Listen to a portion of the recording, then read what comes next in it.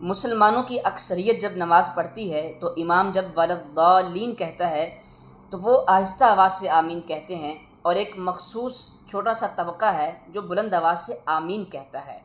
نبی کریم صلی اللہ علیہ وآلہ آلہ وسلم کی احادیث بہت واضح ہیں اس حوالے سے۔ آپ کے صحابی ہیں وائل بن حجر رضی اللہ تعالی عنہ، آپ فرماتے ہیں کہ میں نے نبی پاک علیہ السلام کے پیچھے نماز پڑھی ہے، اور نبی پاک علیہ السلام نے جب ولضالین فرمایا تو آپ نے کہا آمین، وخفض بہا صوتہ، اور آمین آہستہ آواز سے کہا۔